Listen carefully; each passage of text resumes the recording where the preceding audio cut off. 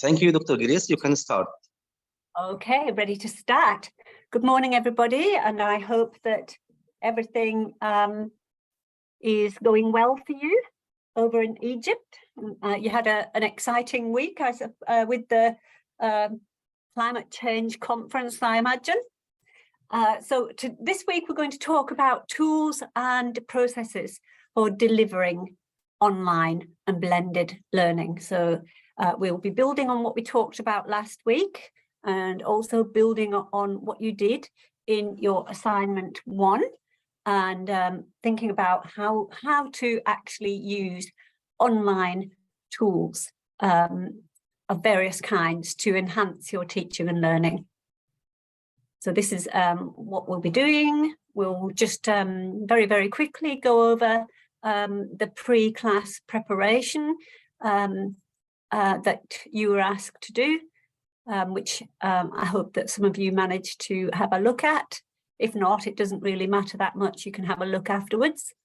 We'll do a very quick review of workshop 1, but I'm sure that after doing your assignment, it's all very gelled in your mind anyway.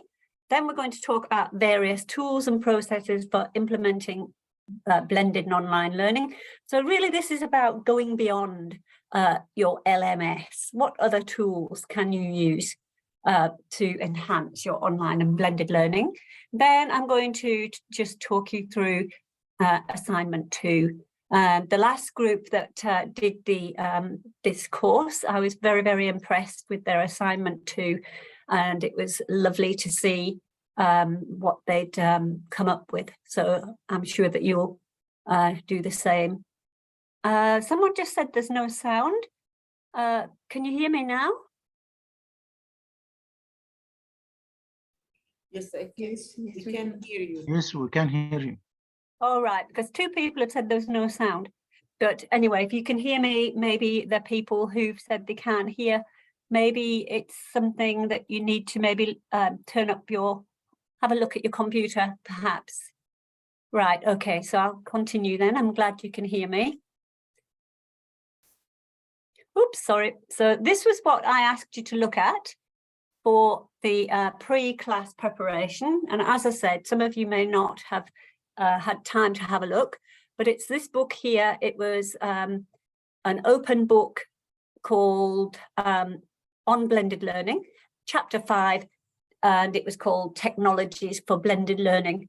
And I'll just summarize the types of tools that were in this chapter, and that we'll be looking at some of these types of tools today in our session. So the first one was LMS, which we all use, and there are various different LMSs. Web conferencing like Zoom and Teams, various blogs and wikis, social bookmarking, mashups and digital storytelling. There were some other things that were mentioned in the chapter. And then we get to more sort of sophisticated digital tools like simulations, serious games and virtual worlds, and then e-portfolios that you can get your students to write, either as individuals or as groups. And one of the key points of this chapter was to emphasize that technologies should be used to solve problems or to enhance your teaching, not just for its own sake. So if the technology is not really going to improve anything, there's not really much point in using it just for the bells and whistles effect. It might not be worth the effort. So that was one of the main points in that chapter for you to take away.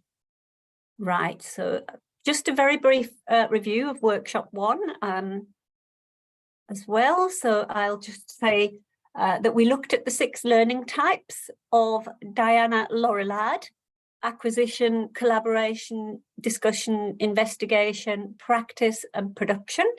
We're going to be talking about them a little bit again today, but I've also put the Bloom's taxonomy on the screen this time, just so that you can see that there's a loose sort of correlation between the learning types and the Bloom's taxonomy. but I put the Bloom's taxonomy upside down here. So things like production, which is at the bottom of the list of the learning types, is more like create.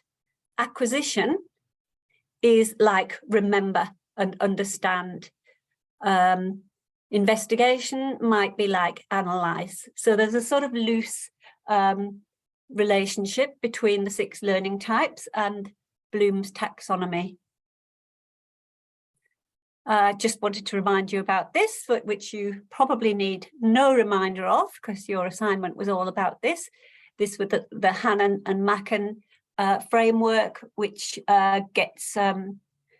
tries to encourage teachers to think about the interactions and the types of engagement that they require or they support in their teaching. So that's all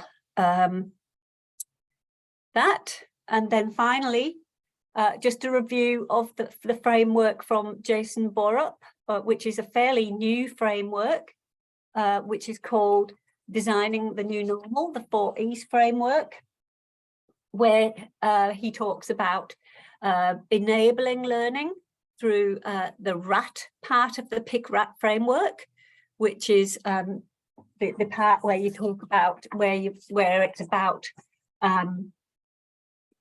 the role of technology in the teaching, whether it just replaces, amplifies, or transforms the teaching.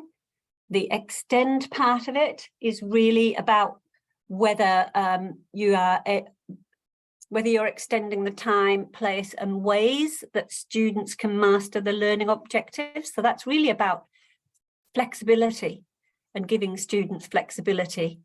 Engage, that's really also about whether you're encouraging the students to be creative and interactive, as opposed to just being quite passive. And then elevate, that's about trying to make sure that your assessments in particular and your learning tasks are as linked to, as closely as possible, to real life, authentic contexts as possible, because being able to apply learning and use it in real life and in various professions requires students to be able to make that leap. Sometimes they may learn things in units and in courses that are hard to apply and take with them to their career. So that's the 4E framework, just to refresh your memory. Now, today we're going to be doing quite a bit looking at the PIC-RAT framework in more depth. Last week we had a bit, just a really quick look at it, but this week we're going to do quite a bit more and some analysis of some activities using the PIC-RAT framework. So just to remind you, the PIC part is, are the students being passive, which means are they simply consuming presented information? Are they being interactive? So do they take some sort of control over their learning by interacting with others or interacting with the learning materials? So they've got some sort of interaction happening there. Or are they being creative? So is the task requiring them to use technology to create original materials and artifacts? So that's the 3 kind of levels of ways of learning that students can be engaged in. And you can use technology in any of those ways.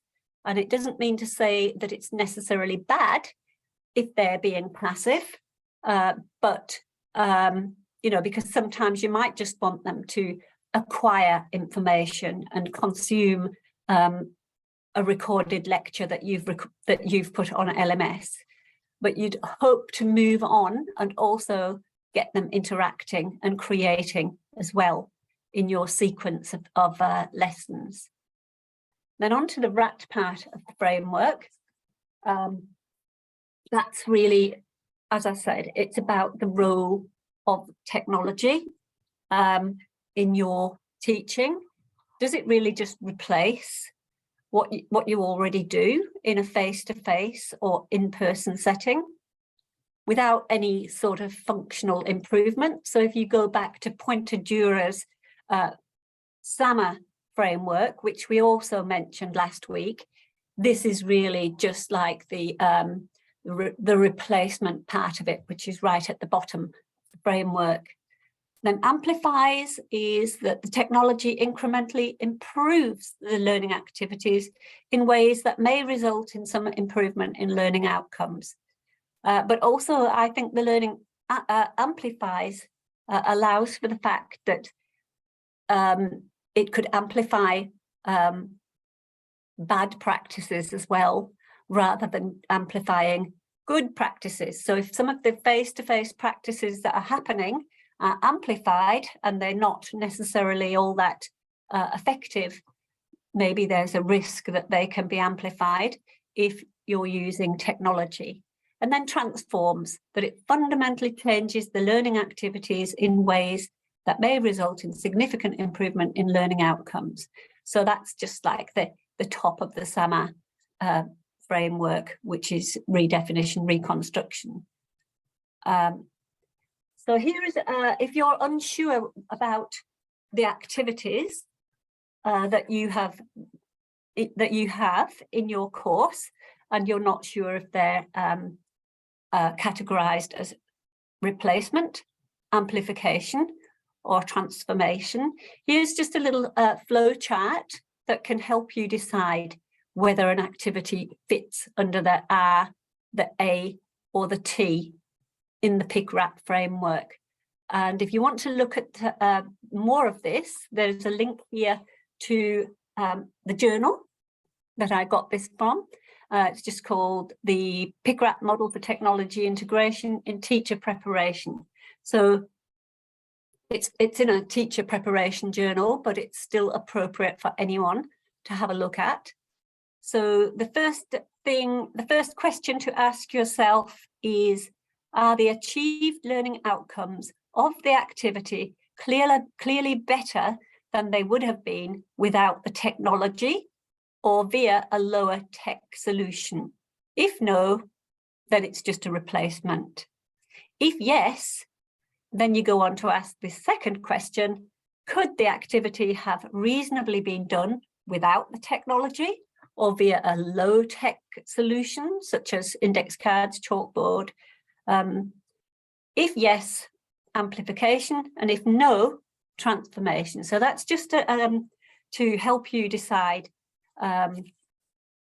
whether the activity is transformational, amplified, or replacement. If anyone has any questions as I'm going along, don't hesitate to just put your hand up or put something in the chat. So I hope that's making sense so far. Right, how are we doing? The time, good. I do like to keep my eye on the time.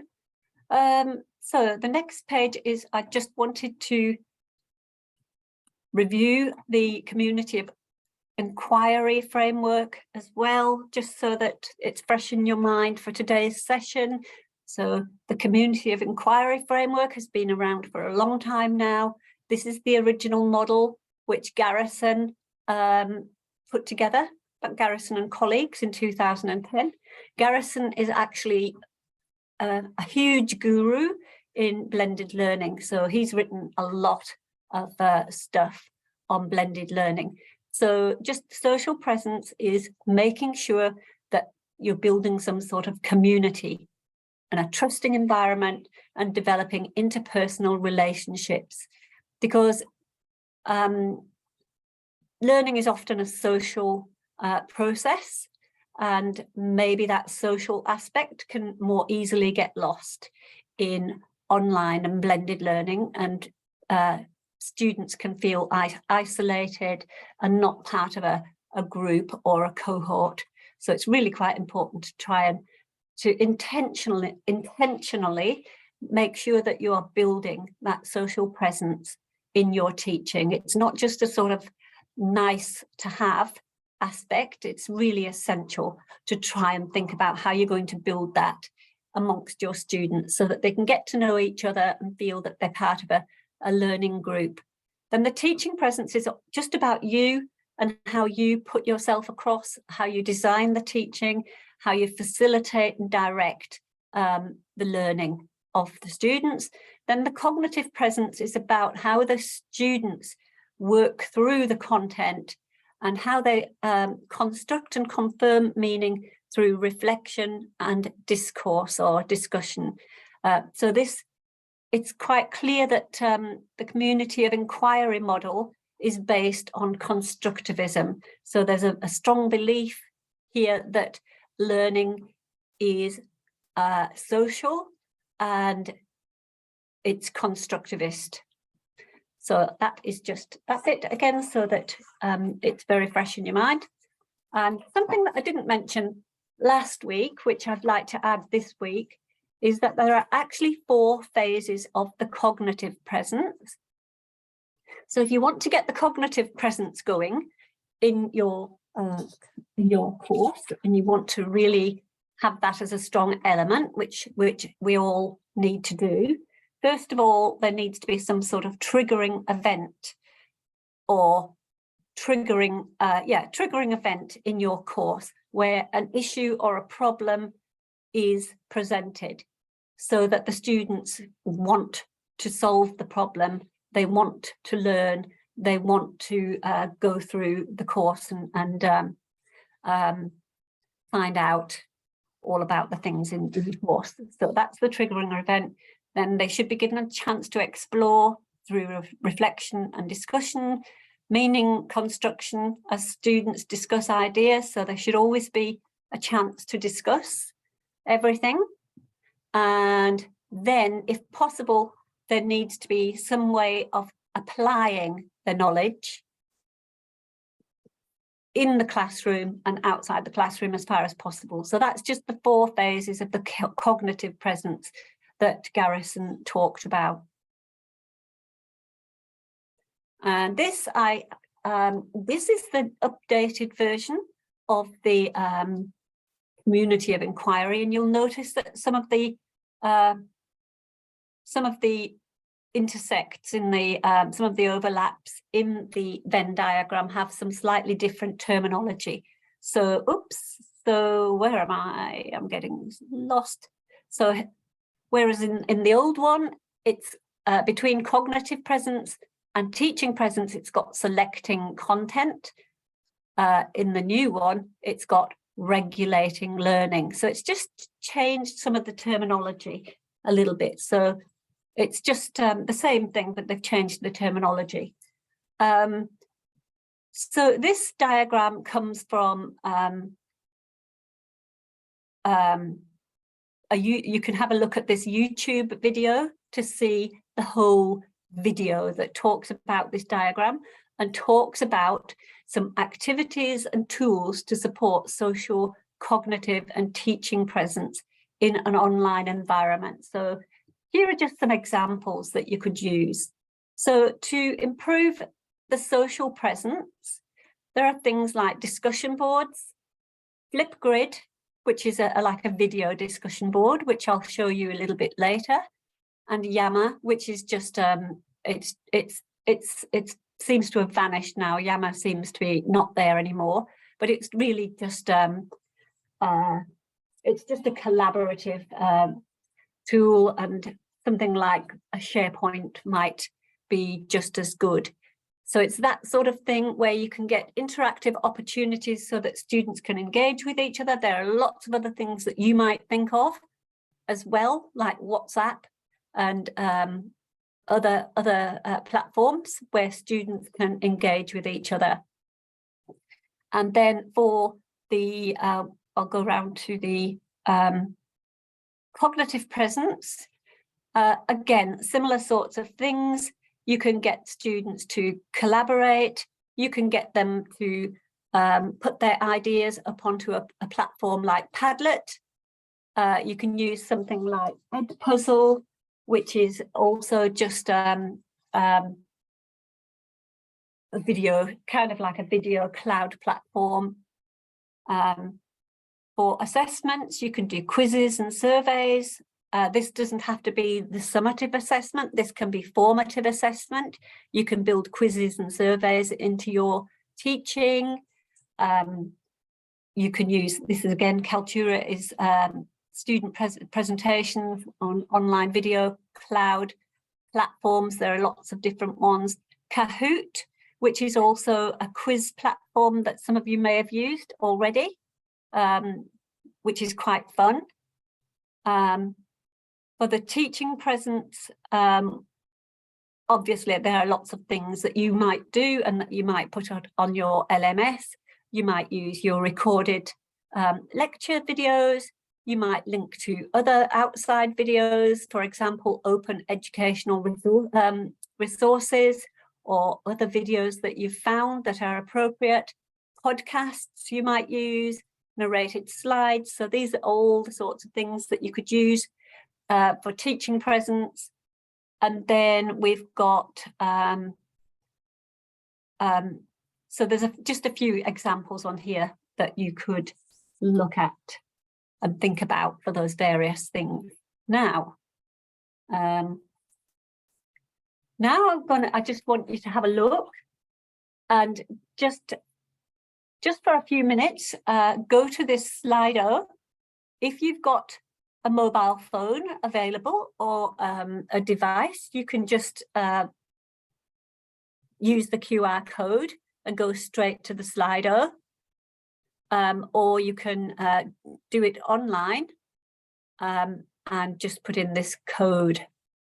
So I just want you to put in the Slido, well, what sort of tools do you already use apart from LMS?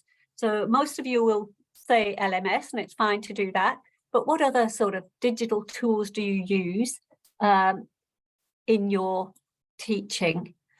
And so let's see, we might need to put that link into the text, into the chat for you. So I'll have to go out of the that version of the,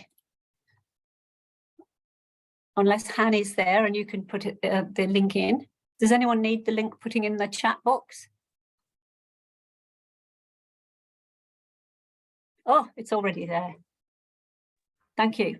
It's looks like Hanny's already done it. Thank you. So just a few minutes to do that. Let's have a look. Great.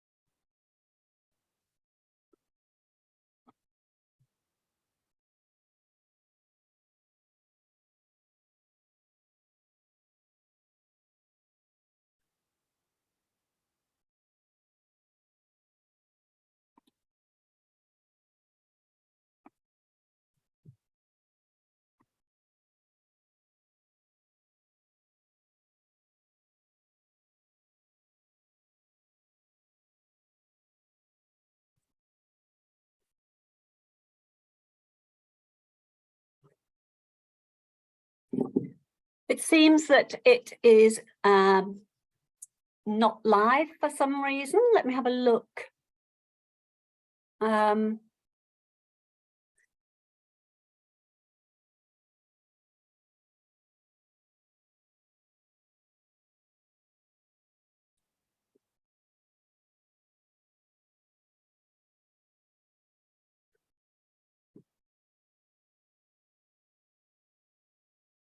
All right, so we won't use Slido. I was trying to show you that, but I tested it this afternoon, but it's not live at the moment. So instead, just put it in the chat in our Zoom, which things you use, and then we'll be able to have a look at that instead.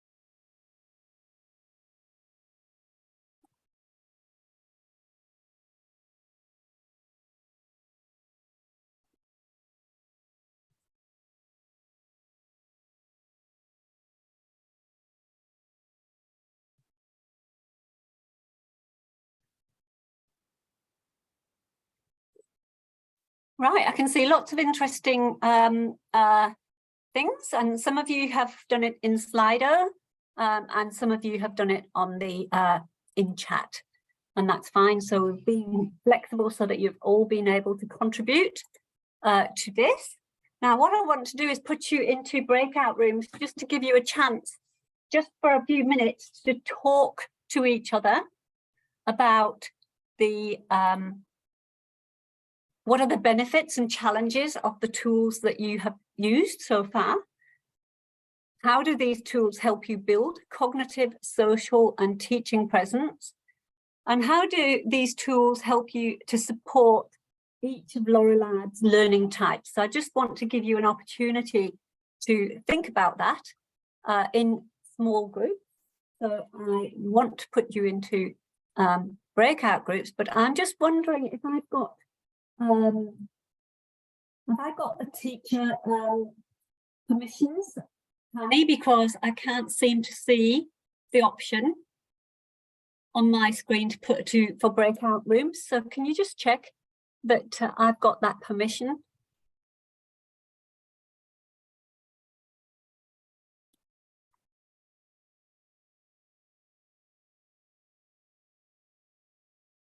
if you're still there.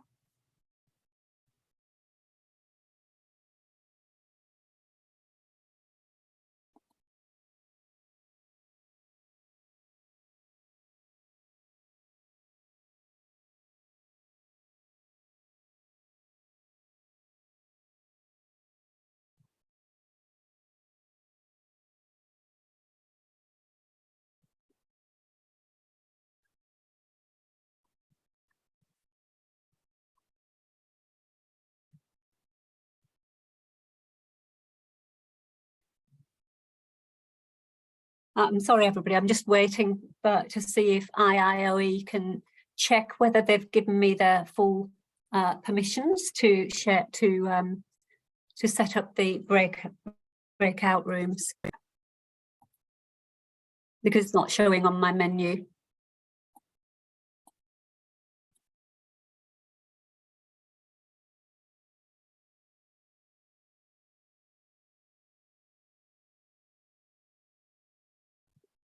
And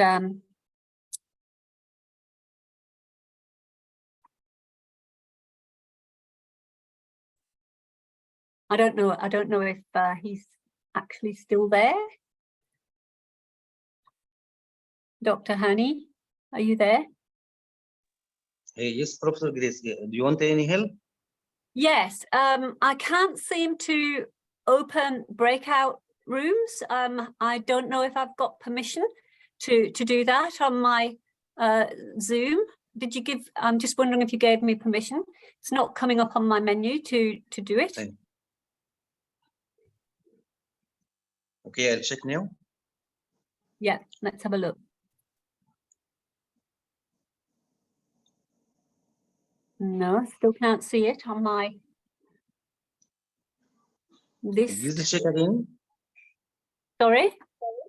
Check again, كده. Check again. All right, I'm checking now. Yes, now it's there. Thank you. Fabulous.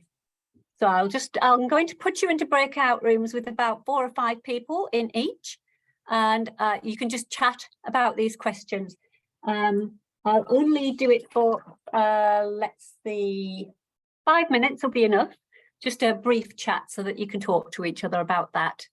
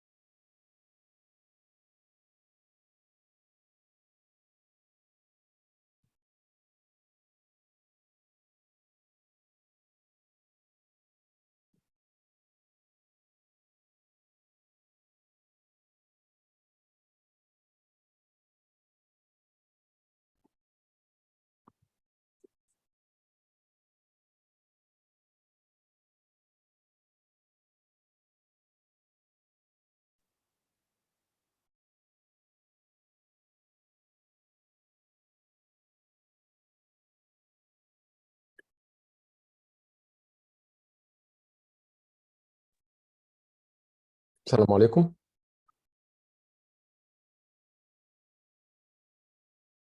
السلام عليكم. يا دكتور هشام.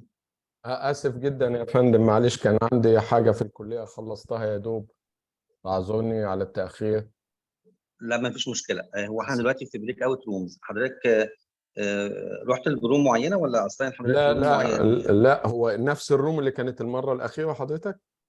لا احنا في الورك شوب هنا مش مرتبطين بروم معين. انا اصلا حضرتك روم 5. طب حضرتك تمام، جوين. يا ريت حضرتك، يا ريت، انا شكرا. عملت كده، حضرتك جوين.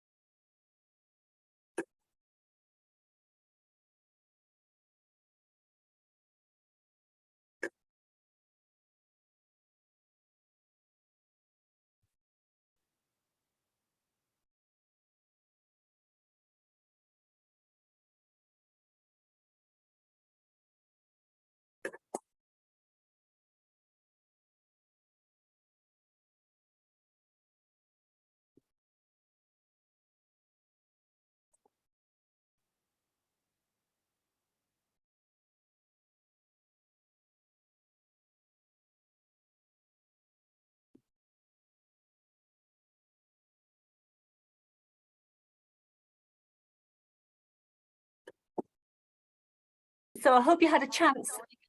This meeting is being recorded. Hi, everyone. I hope you had a chance to talk a little bit about those tools that you're using and how they link to the various cognitive, social, and teaching presence and the learning types. So I did notice on the list that there were a few things that I haven't heard of, and they might be a bit more unusual. H5P, somebody said they used H5P. I'm not quite sure what that is. Thinqui, that was Rania. Is that like a little quiz, Rania? Yes, that's a new platform, Thinky. This is our new form, our platform, like a model like Blackboard, LMS platform. We can use Oh, it. is it? LMS platform. Yeah. Also, Okay, Kaizella. Kaizella, you ask about Kaizella? Yes. Yes, this is application in Microsoft package, Microsoft Office 365 package. Oh, right. This is application. This is application like WhatsApp in news. You can install it in your phone. Every student can make an account on it with her name and his phone number. We can use this in lectures or more than. I can take attendance attendance from this. It's record at the location of student. So I can take a report for student attendee in lecture. Also, we can sharing boards, we can sharing the quizzes, we can sharing training through it. And I see it's so useful. I try it with my student for 2 years till now. Last year and this year also I use it with my students. It's so useful in many sides. Thank you. It sounds very good, and thanks for telling us about it. If you've got a link to where people could have a look, that would be great if you could put it in the just any information.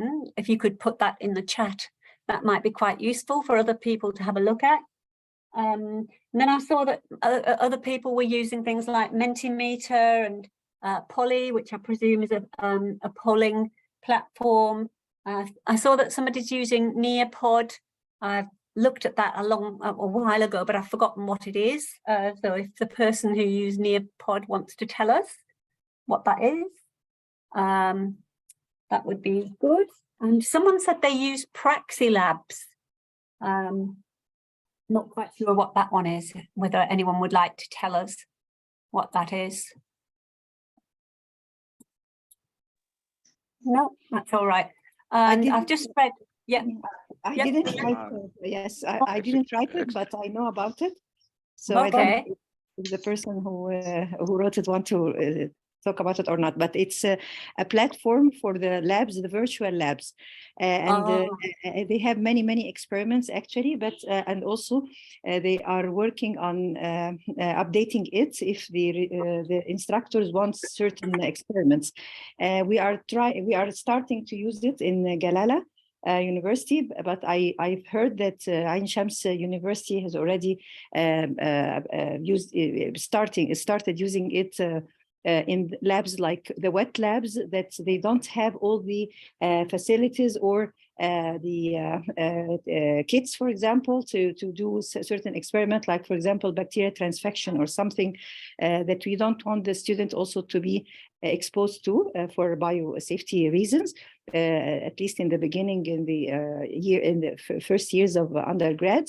So the Praxi Lab will give them this virtual lab experience of doing the steps by themselves. That sounds terrific and very. Excuse me. Is it cheap? Okay. Hi, can Ali. I have a comment? Okay. Yes, you can.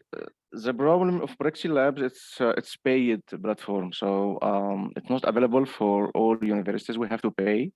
And, it's expensive, is it? Yeah. It's rated also for the chemistry labs, so it's available for science, for pharmacy, but it's based for the basic science. That's the main problem. Is it's paid. We have to pay. Yes, that's often a barrier. There are lots of really good platforms, but universities usually have to choose which ones they're going to fund and which ones they're not. So that can be a problem. So thanks for telling me about that. Hello, I want to add something. I wrote down about H5P. It's an activity in LMS model that we make a video more interactive through pop-up MCQs or questions for students, and if he answers the question right, he can proceed to the rest of the video, and if he can't answer the question, we can refer to the minute previously in this video for re-enhancement of knowledge. So instead of putting all the YouTube links without interaction, we use it to make it more interesting and more engaging for students. That's really good, because sometimes that's one thing we worry about, is that students may play the video but not really be watching it, not be taking notes and not be interacting with it. So being able to embed those quizzes and things is quite good. There's another one I've just started looking at called Nobly, and also you can do it in some of the more sophisticated video creation things. But it's a bit time consuming, isn't it? Putting in the questions and thinking about the questions. But it's a good idea if it's going to encourage the students to actually watch the videos properly. So thank you all for giving me that advice. And I'd like to apologise that some of you said that the sound was bad when you were in the small group breakouts that time. So I hope that next time we do a breakout that it's not going to do that. I think I don't know why it was poor sound today. So Professor Dina, is it Dina or Dina? I don't know, has also added some information for us about what Nearpod is, Nearpod. And I know they use that in schools as well quite a bit. It's an interactive platform that has many types of tools like interactive video, quizzes and polls, and ways to communicate with students online or according to student pace at home. And you can connect it to other apps like Teams and Google Platform, Google Classroom and so forth. Is Nearpod a paid platform, Professor Dina, or is it free? Yes, can you hear me please? I think I'm having a problem with my audio. Can you hear me? Yeah, we can hear you, but it's crackly. It is a paid, yes, it is a paid platform, unfortunately. But I had the chance to make some kind of arrangement with Pod themselves, and had a free 2-month package for free, which allowed us to try it with some other professors at the faculty and make me like the admin or the faculty admin for those 2 months. It was really helpful because we had all access to all tools for free for those 2 months. But unfortunately, it is a paid platform. Yeah, that's a shame, isn't it? If it's quite a good platform, but you can't use it because it's too expensive. But that's it. I mean, I think universities are constantly sort of juggling their funding. Yeah. So thank you for that conversation there. We'll move on to the next part. So the next slide here, I just wanted to give you some links that you could look at in your own time if you want to have a look at different apps and platforms that you might want to investigate in the future. There's loads of stuff here, and also things apps that might be on accessible on students' phones as well. This photo here is called the app wheel, which shows, iPad and tablet apps that you can use to create, to evaluate, to analyze, to apply, and to remember and understand. So this is just something you may have seen before, but it's just a collection of apps that that you could use. Some of them are free and some of them are not. So the money and the funding aspect keeps rearing its ugly head. So now we're going to move on to just be thinking specifically about some things that you can use for each of the learning types. And you've probably, in your short discussion, did talk about some of these things a bit. Obviously, one of them is just your lectures, whether they are recorded or whether you're just doing them live synchronously, like I'm doing at the moment. That's acquisition to some extent, especially the parts where you're not interacting and you're just listening to me. Podcasts, I don't know that many people use podcasts, but students do tend to like them because they can listen to them when they're on the train and things like that. I've had students saying that they like podcasts as part of the tools. Various readings, which could be PDFs and ebooks that are not very interactive. So some of the non-interactive ebooks, just viewing your videos and demos. And there are things like the TED Ed lessons. I'm not going to show you these links right now because we're a little bit over time, but you can click on them in your own time by just downloading the lecture notes and having a look. TED Ed is a free platform where you can make little modules. And I am going to show you one that I made for you, but I'm not going to show you just yet. I'll show you in a couple of slides. So you can make a little mini sort of module for your students that's free, which is nice. So the next one was collaboration, the next activity type. So you want to think of ways that you can get students to collaborate. So there's things like your collaborative whiteboards that you can use, getting your students to write a blog together. And of course, that's creative as well. Getting them to do video conferencing, like we're doing now, Teams, FaceTime.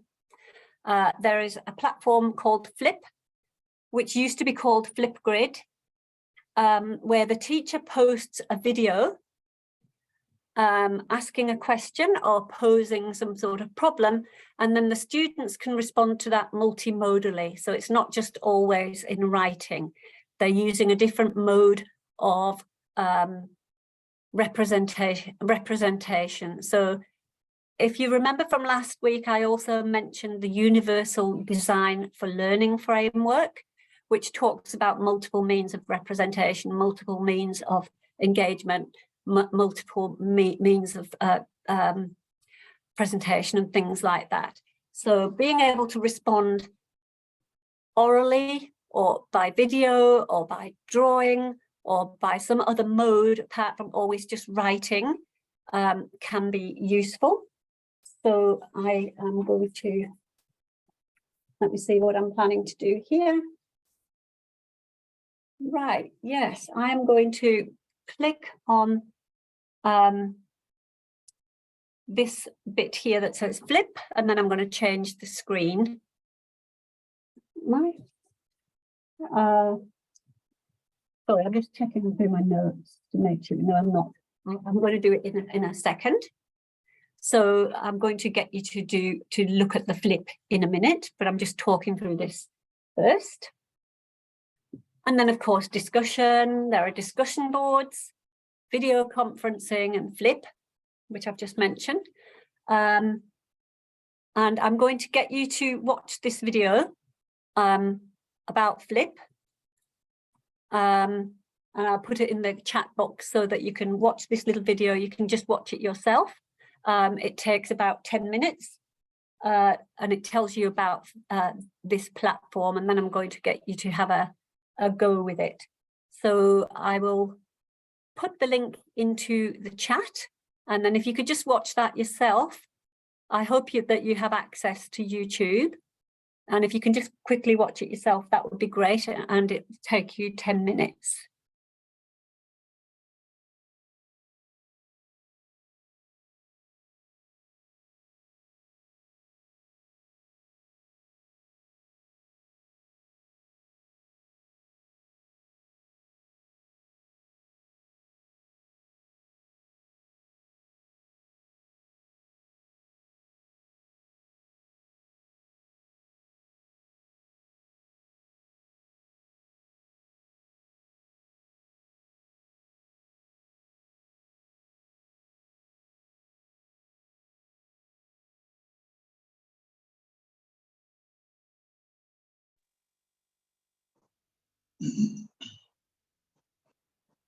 Dr. Grace, you want to share the link of this video on the chatting?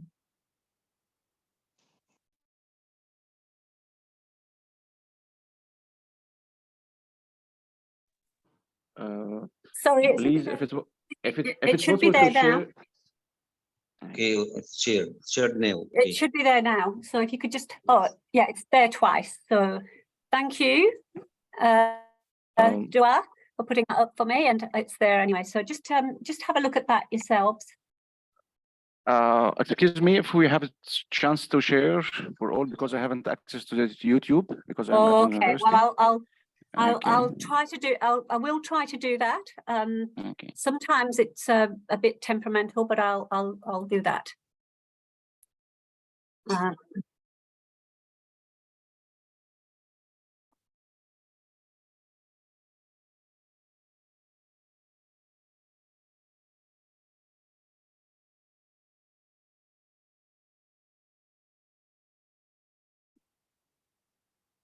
You wouldn't believe it. In this tutorial, I'm going to show you Flipgrid and what it can do for teachers and students. Now, Flipgrid has been a great tool for quite a while now, but several months ago, it was purchased by Microsoft, and Microsoft decided to unlock the Pro features. So any teacher that wants to use Flipgrid doesn't have to pay to get those formerly Pro-only features.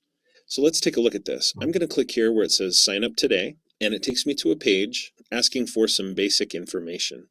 The easiest way to sign up is to link it to your Google account or your Microsoft account. I'll click Sign Up with Google, and it connects my account, puts in some of my information for me, and then I can just select the country I'm from and the rest of this information so that I can get started. Once I've done that, I click Let's Go, and it takes me to my Flipgrid homepage. And here on the homepage, the first thing you're going to want to do when you use this with your students for the first time is you're going to want to create a new grid. So I'm going to click this button to add a new grid to my account. This is the grid launchpad, and it says a grid is your community. Let's start by selecting a community type. And so when I click here, I can select one of 3 different options. I can choose to make this a flip grid with a school email domain option, or I can choose this option here for a student ID list, where I would create a student list with identifiers and QR codes, or the third option, a PLC and public grids. And I'm going to go with the default here, school email domain. And then I'm just going to jump down here and name my Flipgrid community. And so think of this as like a group of people that will be using my Flipgrid account. And so for that reason, I'm going to call this Spanish 1. Let's say it's for my Spanish 1 students. Now you'll notice underneath that, it says create a flip code. Your community will use this unique code to access your grid. And it's also a URL for you, flipgrid.com/ and then some numbers and letters here that make up a code. Now, if I want to, I can try to delete those numbers and letters. And if I do, notice it says leave blank for a random code. It'll just randomly generate a code. But I can also try replacing that suffix with something of my own. For example, Spanish 1, 2, 3. It looks like that's not available, so I can just keep adding numbers until I find one that is available, and there it is. And so if you want to, you can customize the URL, just like I did here. Next, I can personalize my grid in a few different ways. I can give it a banner that gives it a little bit of personality, just by selecting one of these options here. Or if I prefer, I can click here to upload a picture of my own. Now these are just the featured images. You can click there to get some nature images, people, and textures. I'm actually pretty happy with this image, and so I'm going to click on that, click next. Now it wants me to specify the school email domain. If you remember, that was the option I picked. I chose to have my account associated with a school email domain. This makes Flipgrid a little bit safer and a little bit more user-friendly for students. And so to enter the domain, notice what you have to do. You put in everything after the @ symbol in your school email. So give me a minute to do so, and then I'll resume the video. All right, now I can click Launch My Grid, and it worked. Here's what my grid cover will look like. It's got the name, it's got the flip code, and it's ready to be used. Now, if I want to customize my grid, change some things, I can do so. I can also share the grid just by clicking this button. It gives me some options for sharing the grid. And these are great options, URL, embed code, or QR code. But for now, I'm just going to click All Set, and you'll see on my Flipgrid homepage, it's now taken me inside my Spanish 1 grid. At any point, though, I can click here to go back to my grids and see the list. In my case, there's just 2. And then I can click to get back into a particular grid. Okay, wonderful. I've got my grid. But now, how do I get students into this grid? Well, basically, if they sign up on flipgrid.com and use this code, they'll be added to the class. And so hopefully at this point, you've shared the grid with your students. They've activated their accounts. They've logged in. And at this point now, we can add a new topic to this grid just by clicking New Topic. And think of a topic as being kind of like an assignment. It's an audio or video assignment that the students will have to do. So topic title, I'm going to call this Spanish Autobiography. I want the students to tell us a little bit about themselves in Spanish. If I want to, I can give some tips here. Maybe think about what makes you interesting or different. So there's my tip. I can adjust the topic date if I want to, and how much time do I want to give my students to answer this question. I can click to add or subtract minutes. Do I really want to listen to 5 minutes of Spanish autobiography? Maybe, or maybe not.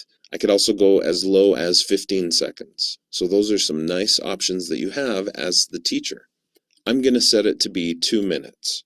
Underneath that, there's an option for a description. So here I can say, tell me about yourself using at least 5 complete Spanish sentences. Help me get to know you better. Now I can also use some formatting. You can see there's some tools here, including links. I can highlight text, click the hyperlink button, put in the URL, and then that would become a link. Browsing down the page a ways, I'll get to some other settings. I could turn on video moderation, and I'm sure you can figure out why that might be important. So you as the teacher would have to moderate the responses that are given. Next, my topic status. I can make this an active topic, or I can freeze it, or turn it off completely by making it inactive.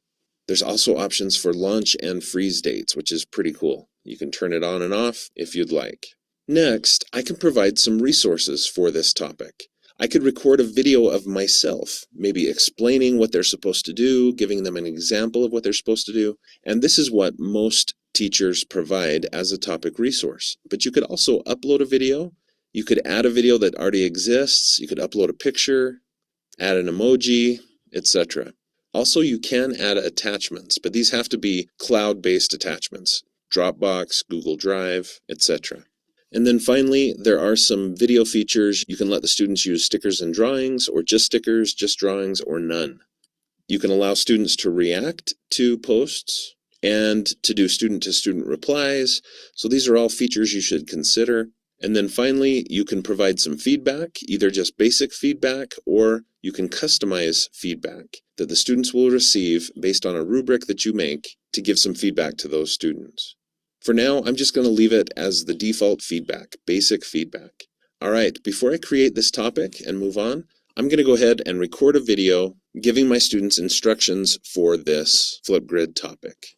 All I have to do is click record a video, and it opens up a box for the camera on my computer. Now it's asking permission. It wants to know if it can use the microphone and the camera on my computer. So I'll click allow, and it's warning me that I may have to click allow a few more times.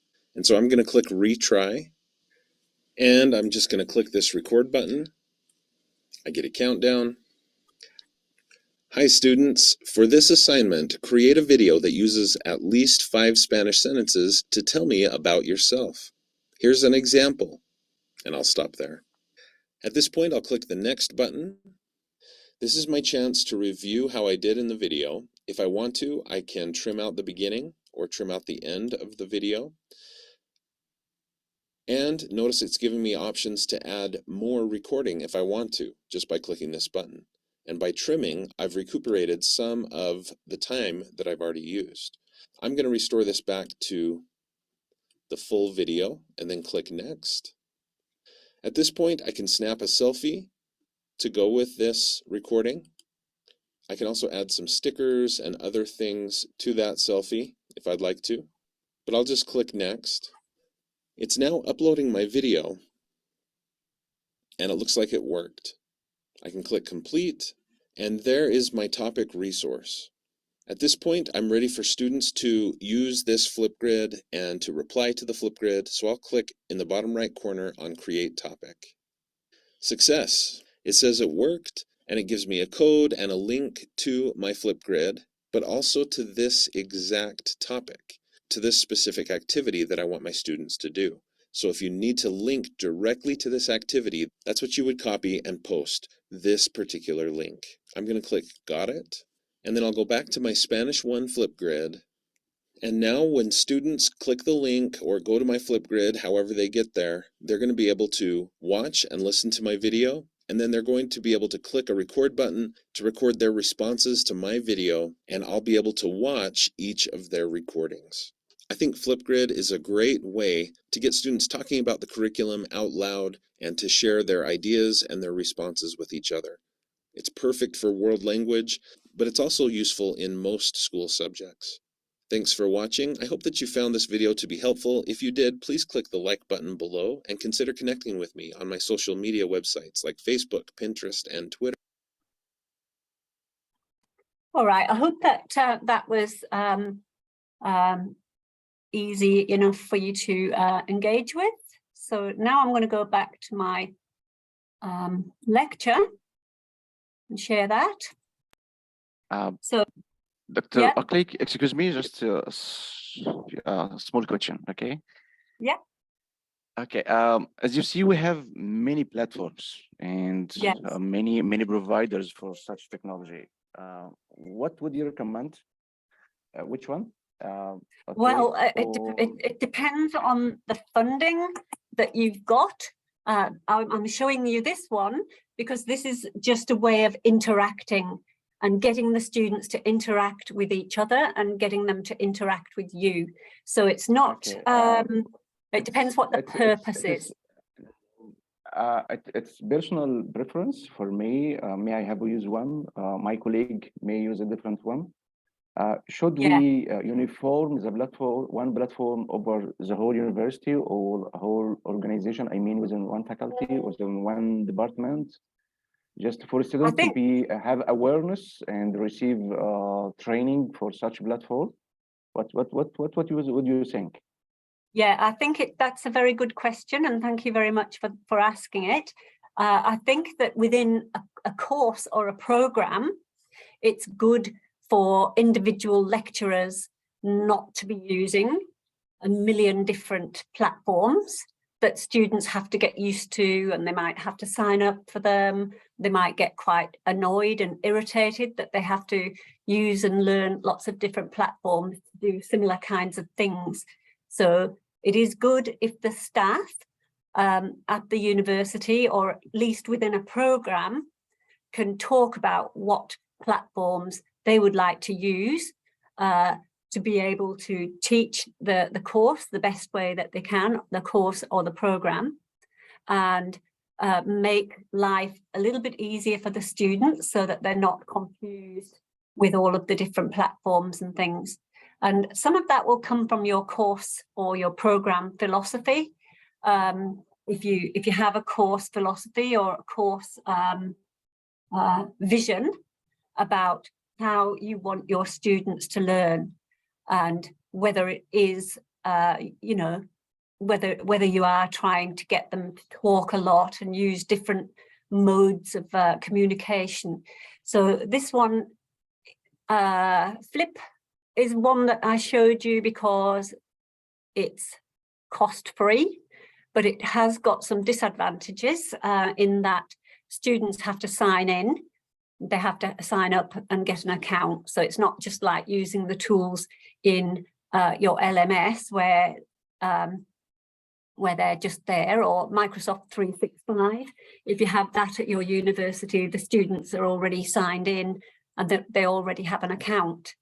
So some of these other proprietorial things where they have to sign in or give their Google ID or something like that, you have to kind of think about asking them to give up their privacy, which they may not want to do.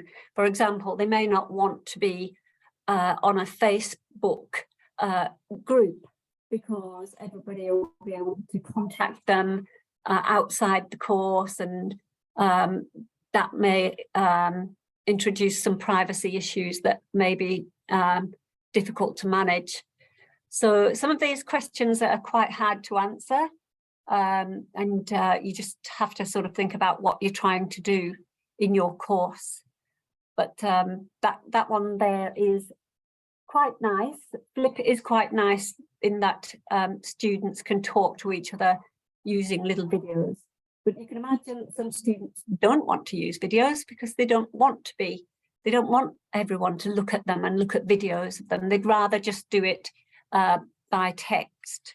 But with Flip, they do have some choices as to how they interact. So I hope that long answer answered your question there. Right, we're ready to move on. Someone just put something, yeah, thanks. All right, good. So if you have any further questions, don't hesitate to email me through the LMS if there's anything else you want to ask. I think we might be getting a little bit short, running out of time a bit, because we're talking quite a bit, and that's a good thing, but I've still got quite a bit to get through. Now, I just want to show you an example of Flip, one that I made, and you can either go in and sign up and record something if you want by going to this link, which I've already just put into LMS. So if you want to click on that and go into Flip and put a response by just recording a video on your phone, feel free to do so. But if not, I'll just show you it on the. So I'll go ahead and show you it and share the screen. But if anybody wants to actually do it, the details are there, the link and everything, and you can go in and do it. So I'll give you a choice. You can either do it or just have a look. So I will stop sharing my screen there and go into the flip one that I've just put up. So I'm just doing that now.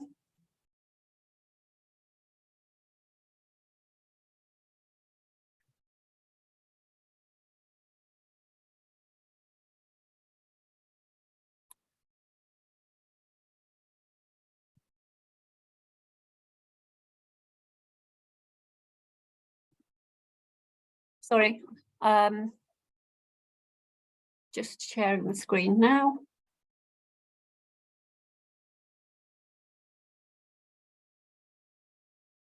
I think I am. Wait a minute. I've got too many screens open. I'm getting, there we are, right.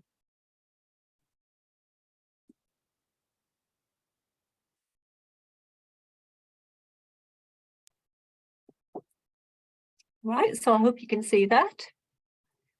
So what I did here was that I posted a challenge and the discussion that I wanted to start, and it said, what challenges have you experienced in getting students to engage in online discussions? What have you tried to overcome these challenges? Two people, someone from the last group and myself, responded to that in video. And you'll notice that there my hair is a bit longer, but I went to the hairdresser 2 or 3 weeks ago and they chopped it all off without my permission. But anyway, these things happen. So here's the little video that I recorded. I won't play it, but I just talked about what challenges that I experience sometimes in getting students to engage in online discussions. And then some people commented on it, as you can see here. So you can have the video. Oh, I'm coming on. So you can people can post the videos, and then other people can just comment in the chat. So it's quite interactive in the way it works, and because it's now owned by Microsoft and it's free, it's something that you might want to have a play with. So now I'll stop sharing that. Does anyone have any questions?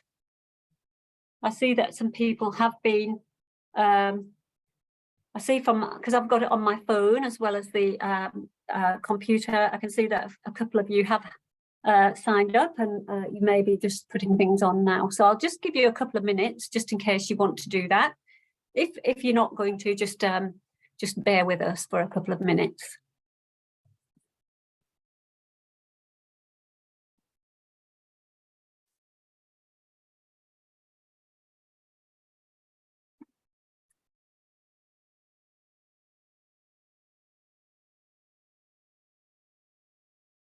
To see if any more responses come up here.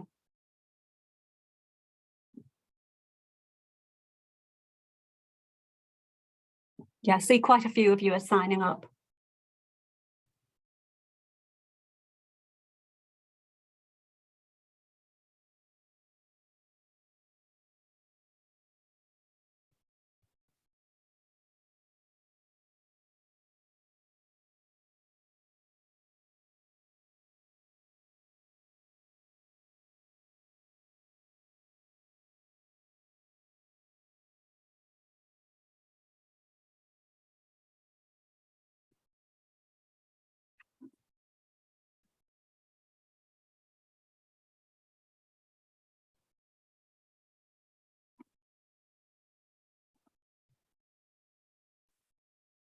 Right, I'm just going back to the lecture.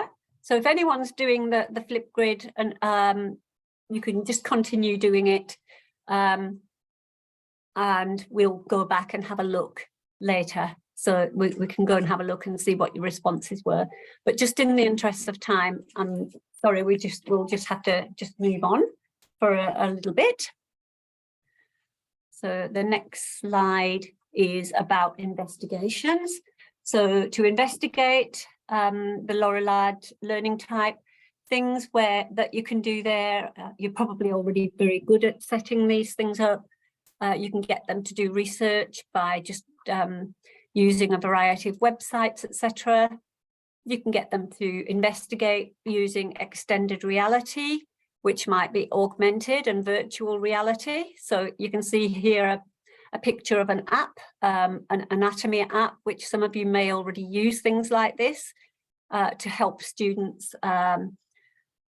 see inside the human body, or some of them, you know, space and various other scenarios.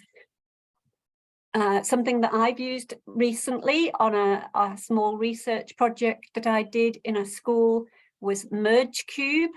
If you're interested in looking at that, you can just Google it. You can get a 1 month free trial, but after that you do have to pay for some of the stuff. Some of it is free, but for the full functionality you have to pay after a month. But that's MergeCube is it's like a cube, but on each of the 6 sides it's got like a different QR code, which is dynamic, and students can look at the cube through their device, their iPad or their phone, and see a kind of hologram of whatever it is that they're looking at. There's also 360-degree video. There are lots of free 360-degree videos that you can find if you just put that in the search when you're looking in YouTube, for example. There is actually a filter so that you can look for 360-degree video, and then students can put their phone into an augmented reality headsets. And some of them are very cheap, just made of cardboard. They have to download the YouTube app though onto their phone, and they can see the world in 360-degree video. So one of the things that I did in a year 6 classroom, which is just 10-year-olds and 11-year-olds, was they looked at the underwater world through 360-degree video, and they could look all around, and they thought it was amazing. And so they were able to talk about some of the things that they saw underwater. Obviously, we couldn't really take them underwater, so this is just a way of giving them a different learning environment. Then there are virtual labs, which we just talked about before. There are lots of different virtual labs. And there's other things as well. There are also some interactive virtual labs. There's a website at the bottom that I've put a link to if any of you want to look at some virtual labs. Here is one that's more for primary school children on how to make a circuit, and it's you know, they can make one without actually having the equipment. And this is great if you're doing online and blended learning, and the students can't actually access the concrete physical equipment. So they can do investigations using these virtual labs. And then practice, just getting people to practice using quizzes, gamified activities, practical experiences. Others, if anyone can think of any other things that might help students practice. And then what I think is probably one of the most exciting uses of technology is the production. So students can make blogs, wikis, and a lot of these are free, like Weebly and things like that. Blogger, creating multimodal presentations, creating ebooks, creating quizzes and lessons themselves. So getting them to make a quiz to show their knowledge can be quite good as well, or even getting them to make one of the little TED modules that they could do. They can make infographics, they can make videos, they can create a podcast themselves. So lots of things that they can do to show their knowledge. rather than just writing an assignment. Yeah, thank you for your comment in the chat. Role playing, yes, that's definitely a really good practice, and especially in things like medicine, where you might be practicing talking to a patient to ask what their symptoms are, etc. So role play is a very good one. So there's some ideas for production, but there are probably many more that I haven't mentioned. Let me see. Right, okay, there was one thing that I wanted to show you and I seem to have missed doing it, so I'll just go back to the previous slide. Someone's, yep, also teaching. So Rania, you mean that they can actually teach another student what they've learned? Another thing that I just want to add to this, which TV show, yep. So another thing that I want to add, which I forgot to say, is that the students can make a quiz. These year 6 students that I did a research project with last year, I got them to make an augmented reality quiz. So the quiz came up in the air when they looked at it through their phones and iPads. So they made a quiz that the rest of the class had to, each person made a quiz. It was just multiple choice, but it was augmented reality, and the other children just went and did the quiz, standing up and moving around and having a look. And the pictures were in the air, you know, not just in a book or something. And that I used a free app called Metaverse Studio. So it's not the Meta that that's to do with Facebook, it's Metaverse Studio, which is a free app where people can actually make augmented reality quizzes. And that's quite a good way of getting them to show their knowledge, making a quiz for someone else. So that's that one. And where was I? What did I forget to show you? Yeah, it was this little TED Ed one here that says TED Ed, the one at the bottom. Because we're running out of time, I won't get you to do it now, but if you have a look at it later, it would take you about 10 minutes to do. It's one that well, maybe I've got time to actually share the screen, but not actually get you to go through it. I'll just do that. So just bear with me for 2 seconds while I just share the screen. And then we'll have a break in a minute as well, because you're probably getting a bit tired.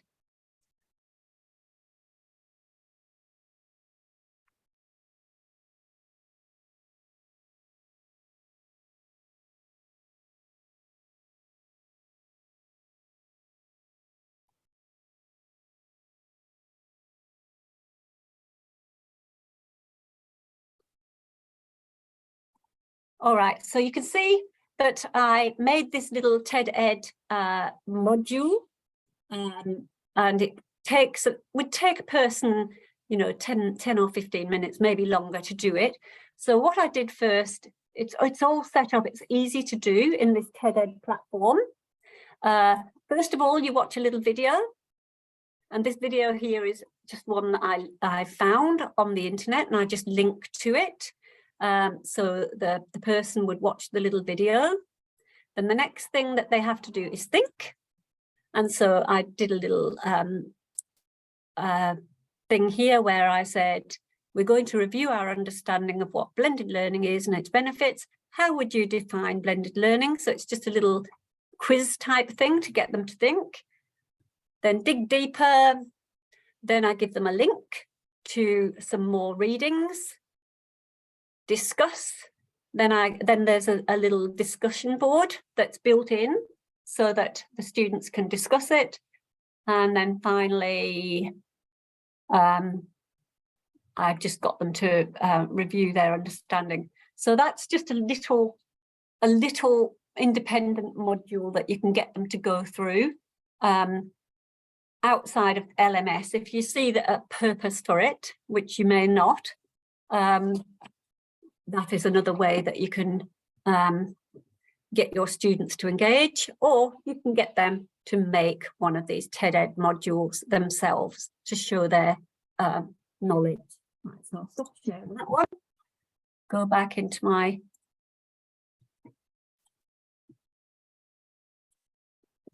right, so back to this, and where are we now? Now, so we're going to do some mapping. That sounds very scary, I know, but what time is it now? It might be time for us to have a little break. Yeah, I think it is actually time to have a break. If we have a break for 15 minutes, would that be long enough?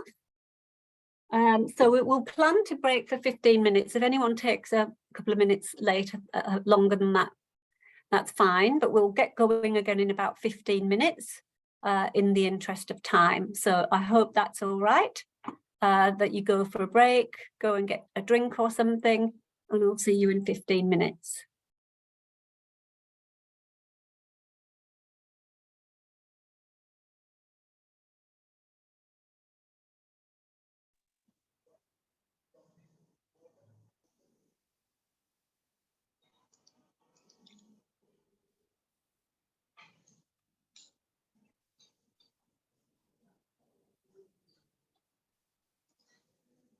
We'll be back. So let's get started again, and we'll do some pig-rat mapping. So I'll just put the PowerPoint slide back on.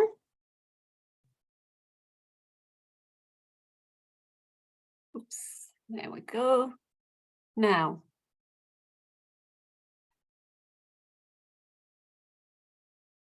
right, okay, just sorry, I was just checking the chat. Right, so that's the flow chart that I showed you before. When you're doing the activity that we're going to do next, you might need to refer back to this if you're not sure that the activity is replacement, amplification, or transformation. So I've just put that there again. And now I just want to give you an example of the pig-rat grid, which shows where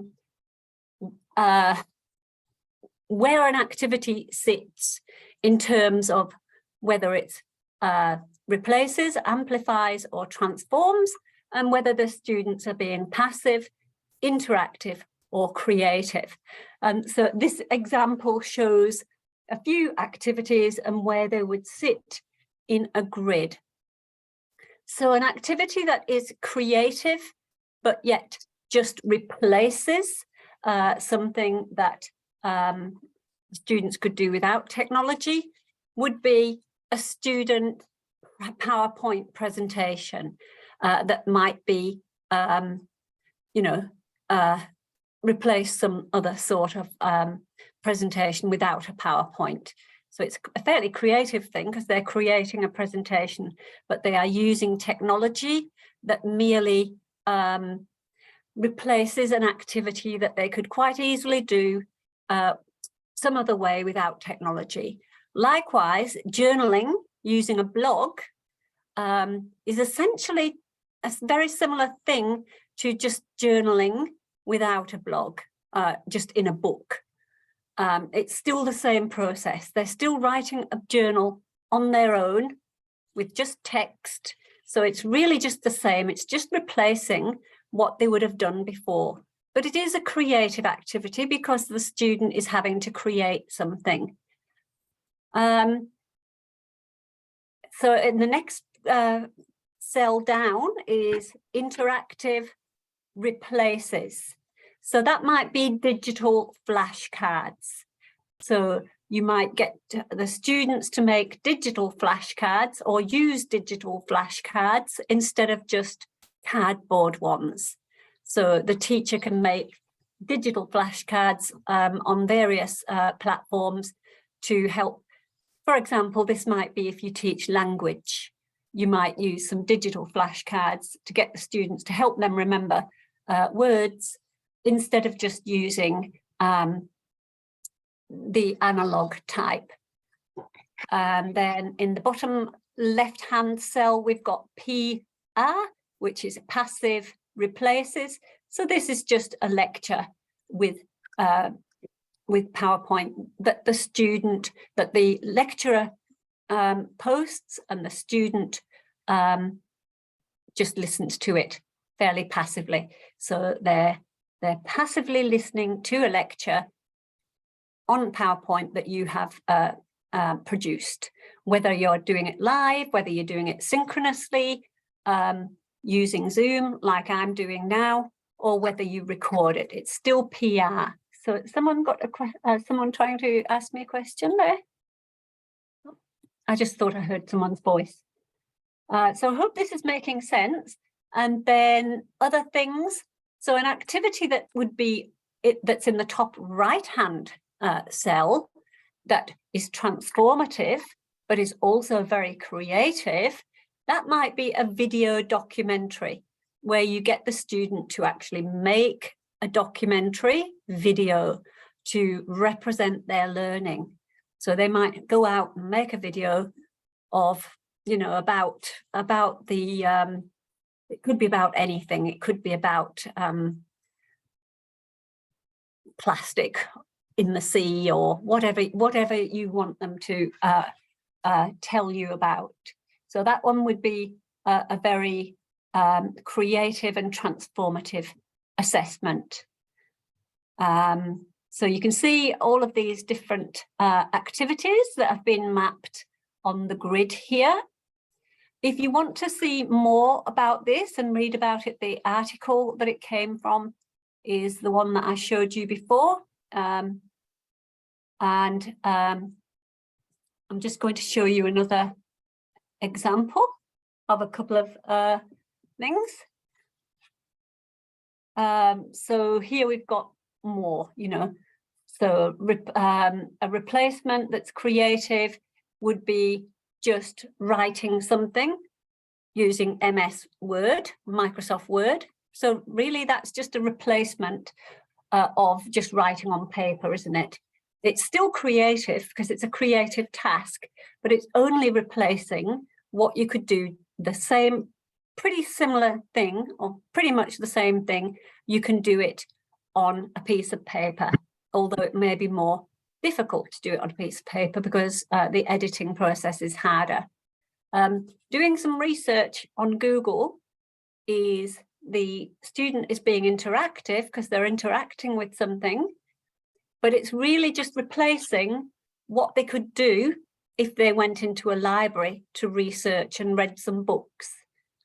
So it's the essence of the task is just replacing what you would do otherwise.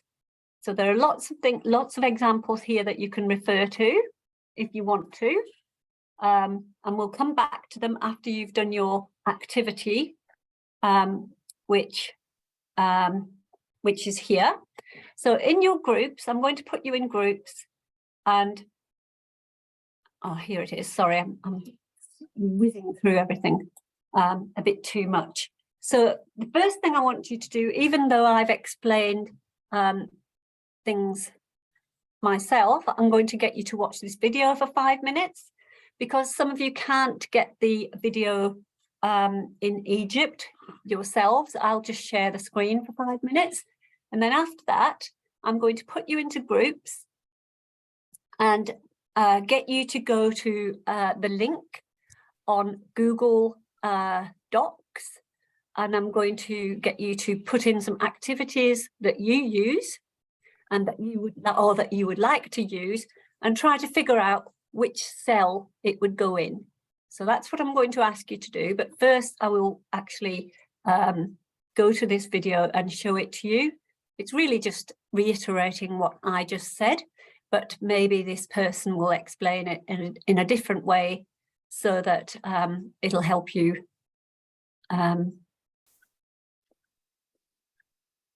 just help you with the idea. So it won't be a sec.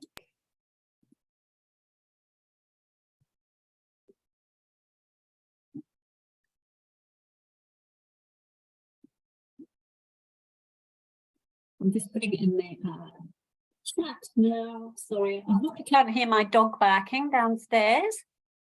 He's getting a little bit angry because I'm not patting him. So where are we?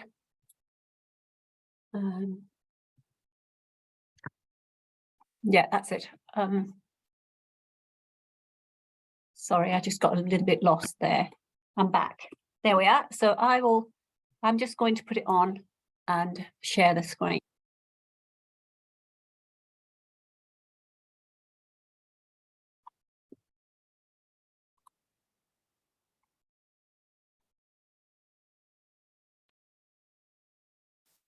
All right.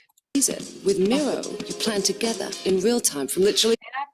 Hello and welcome to Grow with EdTech Tips and Tools. This is Crystal Hurt with ESU 10. And for number 9 today, we are going to talk about the PIC-RAT Tech Integration Model. Many of you may be familiar with SAMR and with TPAC, in which we use those models to analyze how using the utilization of technology is affecting what the teacher's doing. I recently came across the PIC-RAT model and I really liked it because we not only talk about how the teacher's use of technology transforms those practices, but also the student's relationship to this technology. And so if we look down here at the bottom, this is similar to SAMR. If a teacher were to replace something, amplify or transform, that's pretty familiar. But over here on the left-hand side, we have how students are interacting with that particular technology. So are they passive? Are they just sitting there taking it in? Are they interactive, where there's some give and play back and forth? Or are they creative, where they're really using technology to reach some of those upper levels of Bloom's taxonomy? So let's take a look like what this looks like in action. So I've got some examples over here, and we're going to see if we can place them on the PIC-RAT. This first one says, a teacher uses a PowerPoint or slide deck to enhance their lecture. So the student is still passive here because they are going to be listening to the lecture. However, that slide deck does not necessarily replace, but maybe adds a little bit to the lecture. And what if that teacher took the same slide deck and turned it into an ed puzzle so that students could watch it on their own, they could stop, they could answer those questions, or they could use something like Pear Deck or Nearpod where they're getting some feedback with students.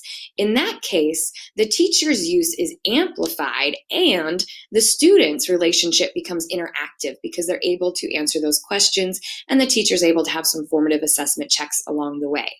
But finally, if we want to get to this transformative and creative niche part, what if rather than the teacher creating, we had students create and share videos of the content in sort of a jigsaw format? And this would work well for something at the end of a unit or a review where students could really create videos showing what they have learned, and then they could put that out there maybe on a discussion board or a Google slide so that their fellow students or peers could access it and have that as a review guide.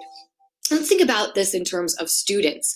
Oftentimes when we want to see what students know, we might have them use, just give them a basic worksheet. If we're thinking about technology, a lot of our teachers are going paperless. So we have teachers using Kami, but they're taking that same worksheet that they used to do, and they're just making a digital copy of it. So here we have something that is replacing it. And while students are interactive, they're not necessarily getting to that creative or amplification state because teachers are just replacing that worksheet with a digital one. What if we asked students to respond to that same reading or those same questions, but left it a little bit more open-ended and instead had them keep an online journal or blog? In this case, our students are still interactive because they're interacting with that content, but the technology that we're choosing amplifies that particular lesson because we could not necessarily do it if we did not have those blogs or those online journals. And finally, if we really want students to show what they know and create something, one of my favorite go-to strategies is called a CAR, or a choose a response. And this is where we really rely on that technology because it transforms what students are able to do in terms of not only logistics, but just kind of the cool graphics, videos, etc. But then we're also pushing them into those higher level of blooms by asking them to create. And so this is something that I love to do, especially in the ELA classroom, after a reading or after we had done some content in class, but they would get to choose a response. And notice it says complete the reading and complete a response of your choice and post it to the classroom or discussion learning board for others to see. And the fun thing was, as I had students create collages, I had students create videos, I had students create comics, and it took a while for them to realize that I wasn't asking for one particular thing. But once they got into this creative, transformative space, they didn't want to leave, and I didn't want them to leave because the products that I was getting was so much better than those canned worksheets. So the last resource I wanted to share with you, if you're wondering, well, how do I know which technology to use, or what are my options for students? I give a shout out to Chad Ackerson, who is a middle school teacher at West Ridge, and he has created a Google site that gives students lots of options in terms of how they might create or how they might show their learning. And my favorite part about this is that students then, if they decide, okay, I'm going to create a flowchart or diagram, what are some tech tools that I could use to create a flowchart or diagram? And those tools are there. Same thing for the poster and infographic. We've got ideas for tools. Now, if you're panicking and saying, but I don't know how to use these tools, just remember our students are very tech savvy, and they will probably figure it out and teach you as well. So again, as you think about integrating technology into your classroom, consider how not only it affects your practice, but the level of interaction that your students are able to engage with. Thank you. Right. Okay, so that was that lovely lady talking about her use of technology and how it maps onto the PICRAT framework. So now I'm going to get you to do some PICRAT mapping. So I just want to get the link for the Google Doc first, and then I can put it into the chat. I'm doing that now. I really should put all the links in first. And sometimes I do. Right, so there's a Google Doc link that I'd like you to go to, but I'm also going to put you into breakout groups, so that I'll put you in groups of 4 or something like that, smallish groups, and then each of you can just think of an activity that you do, and then you can all just talk about where it would fit in the grid, and then just write it in there. So I think hopefully that will be fairly clear what you're going to do.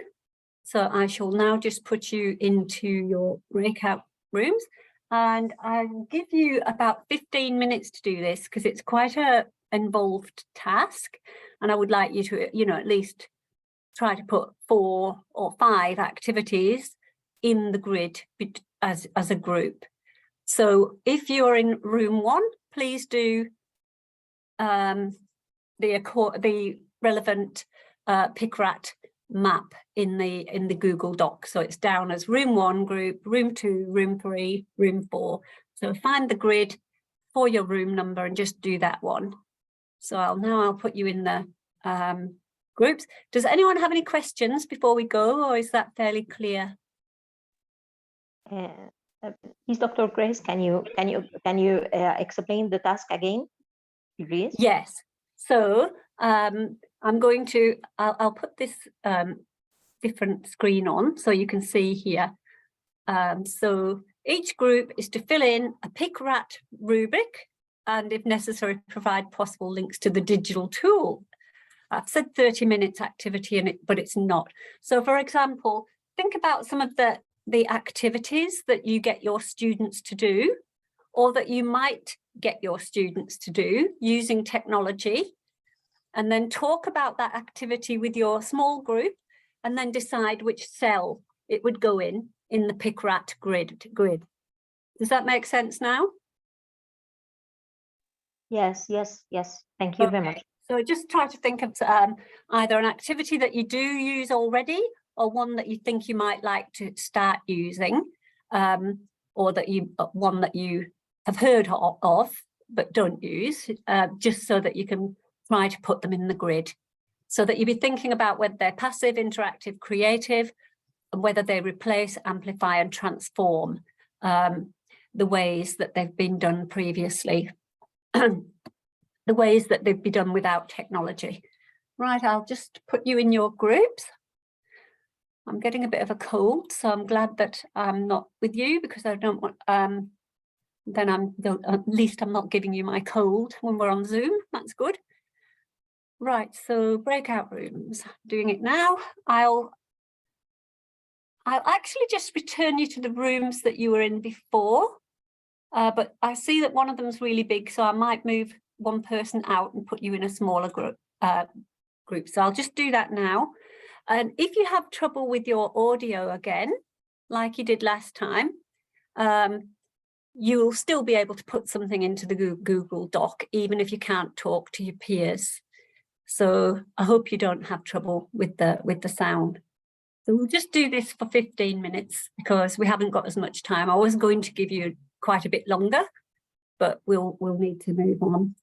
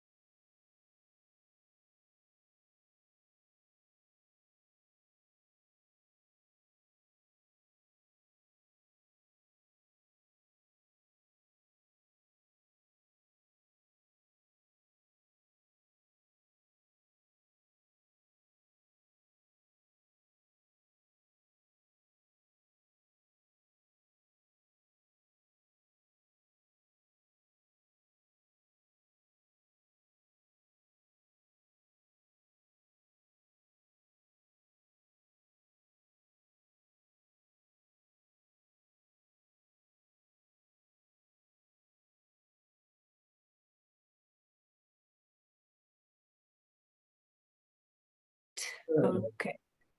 We are finished. Oh, good. Okay, thank you. I didn't understand you anyway. Right. Okay. So we have got our. I hope you found that quite an interesting exercise, doing the pick-rat mapping. The purpose really was just to get you to think quite deeply about, you know, how creative, interactive, or otherwise the activities might be, and whether they are just replacing, amplifying, and transforming what could otherwise be done. Because technology really, if used well, could be using, it should be doing things that you can't do without technology if it's being used well. So we don't have a lot of time to actually talk about what you've put in your pick-rat mapping, but we do have 5 minutes if anyone wants to share anything or ask anything or say anything. And I see that we've got one raised hand already. Marwa, would you like to share? Hello, Prof. Grace. Hi. Thank you for your interesting presentation. I just would like to express my admiration of the chart PickRat. I have never seen it before, so it's the first time to encounter such a way of planning. I like it. However, I feel I didn't get the details. I don't know why. I lost my concentration today. Maybe I'm a little bit tired. So if there is any theoretical material or references I can consult and go back to, it will be very beneficial for me and for the group. Thank you. Yes. Oh, okay. Thank you for that question. So I did put a link to PickRat in my lecture. Let me see whether it was last week or this week. And it was in one of the, let's see, I'm just looking to see if it is. Yeah, it was in last week's because that's when I first talked about it. So I will, so if you go back through the last week's lecture, there is a link to the work on PickRat, and also there is a link on page 27 of this week's lecture that there's a journal article about it. So well, I'm not quite sure whether I'm sharing the right thing, so I'll just put it back on. So here we are. So the link here on this page is to the PickRat. So no, not that one. Go back to it here. So you can see there's a link to a journal article, volume 20, issue 120, the PickRat model for technology integration in teacher. It's in teacher preparation, but it can be anything. So there's quite a bit of stuff coming out now about PickRat, and I think it is quite a nice way of just thinking about the categories of the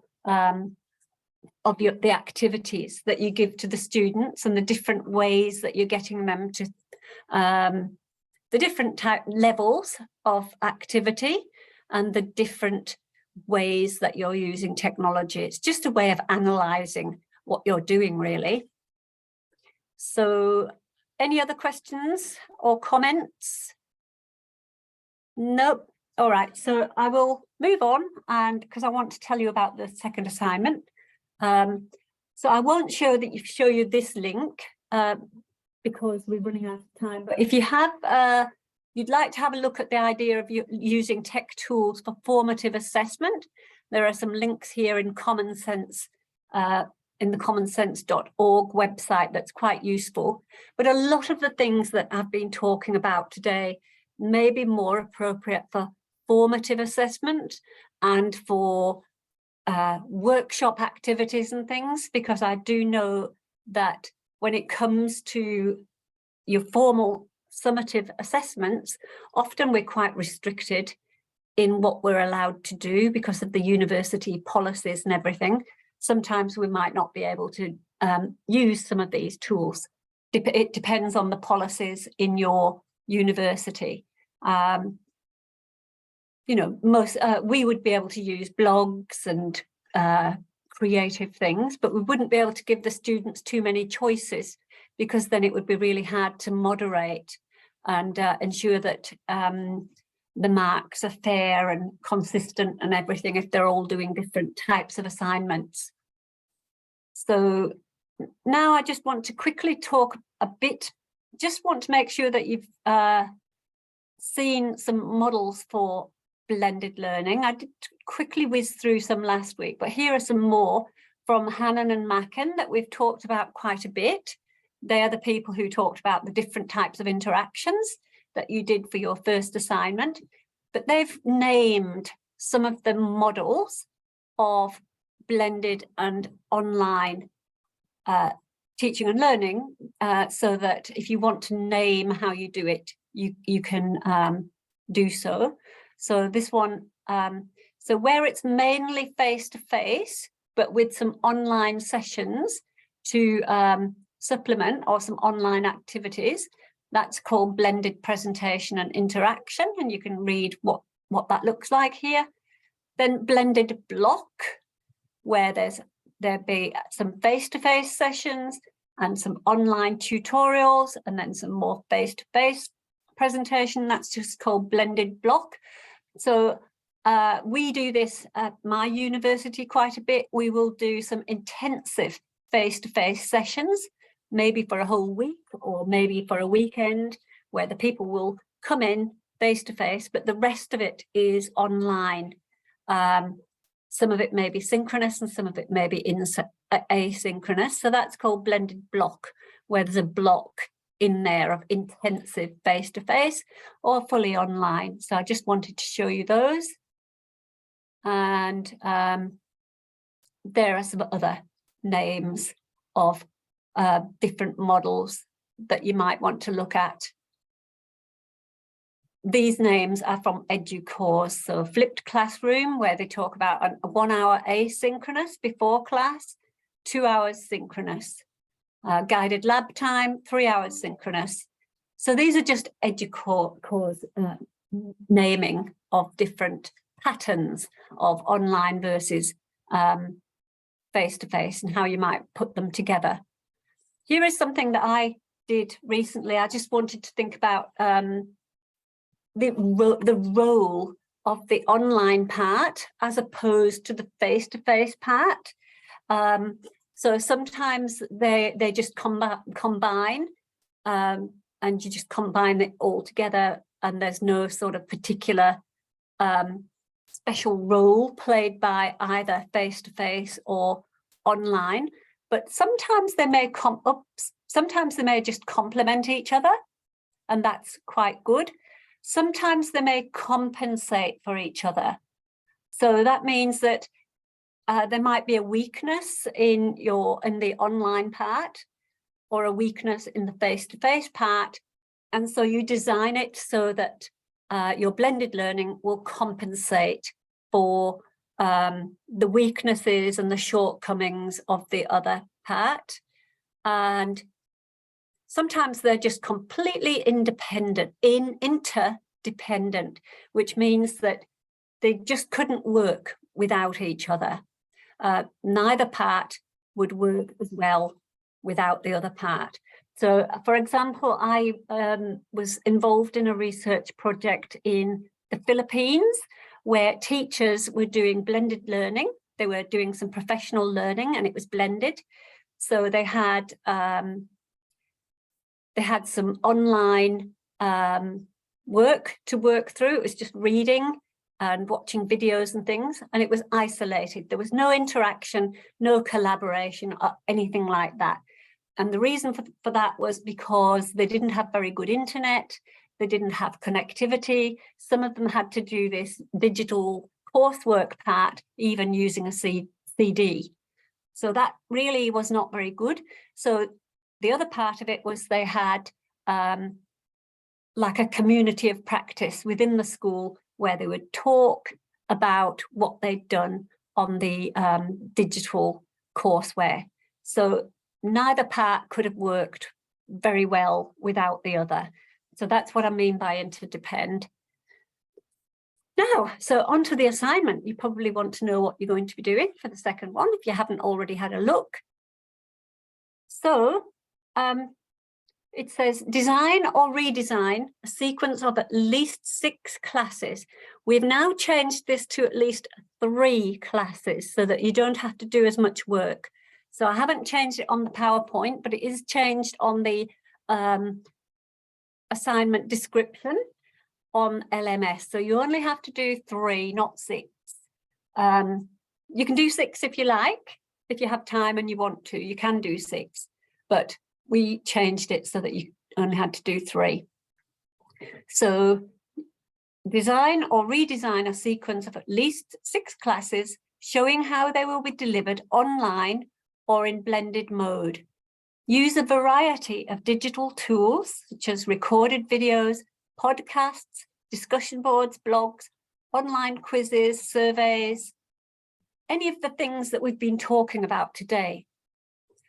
So in a way, you'll be building on assignment 1 and draw on your learnings about the community of inquiry model. So all this might sound a little bit vague at the moment, so I'm going to show you an example of what that looks like. And I will have to stop sharing that and share another screen. So where is it?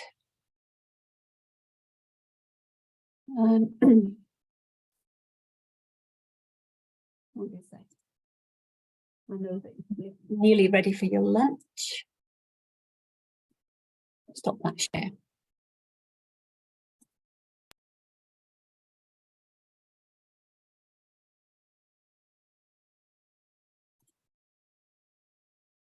Oops, assignment 2. I'm showing example. Right, I hope you can see that. The Word document that I'm showing. So basically, you need to do what I've got here for 3 sessions. And by session, I mean that might be a week of learning. Whatever you do in a session or a week, you record it on here. So here's an example of something that I taught. So the first part of the session, or the first part of what the students did that week, was they had to watch an online, it was actually online asynchronous. They had to watch an online asynchronous welcome video. And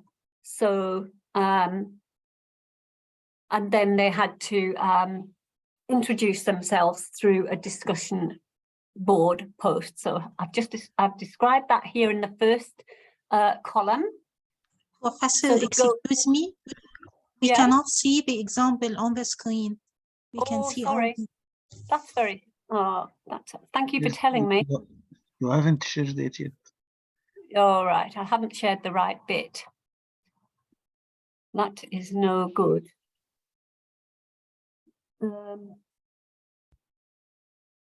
That's the one. Can you tell me if you can see it properly now? Yes. You can. Okay. Yeah. All right. That's good. So you can see it's in the way it's written like a table, and so you need to say what the mode is for each section of your session. So the first section here is a bit of online asynchronous, which is the video, and then the students introduce themselves. The goals for the component, which is to introduce students to the course. Key resources to be used, recorded video on LMS, which is a teacher recorded video, and the discussion board on LMS. And then in the 3 other bits there, it's what are the teacher-student interactions. So this is similar to what you did on the last assignment. What are the student-student interactions, and what are the student content interactions? Sometimes you won't fill in all 3 of these cells because they won't all be applicable. And then if you really want to, if you want to go a step further, which you don't have to, it's optional, you can put in the pick-rat mapping if you want to. You don't have to. That's just something that you could do if you, if you wanted to. So that's the first part of the week session, which would take about 30 minutes. Then the second part of the week's activities for this course would be they would do their readings and watch the pre-recorded video. So the students would take about 2 hours to do that. The goals for the component they would acquire foundational knowledge about phonological awareness, because I teach about reading. So so here I've in my goals for the component, I've tried to use some terminology regarding the activity types. So you'll see that I've bolded them here. Then key resources. Some of the resources may be not online and some of them may be online. So here I've just said they'll read a chapter on phonological awareness, which is from a textbook that I wrote, but they'll read it on the online library. And they'll also watch the video that's on LMS. So the main interaction would be the student content interactions, and that's why it's only in that particular cell and it's not in the others. Then the third part of what they do that week is I'd get them to do a self-test quiz where they would practice, and there'd be a quiz on 15 items, quiz on phonological awareness, and they would just that would just be interacting with the content again. And then the fourth part of the session that week would be I would get them, there would be an in-person workshop where the students would come, and the task that they would do in the workshop would be they would collaborate to create a lesson, a phonological awareness lesson using hands-on manipulatives provided to teach young children. And I haven't filled the rest of the cells in there, but you hopefully get the idea that what you need to do is break down what you would do in a week. And I don't know how long you teach the students in a week in Egypt, but in Australia, we typically teach each course for 3 hours a week.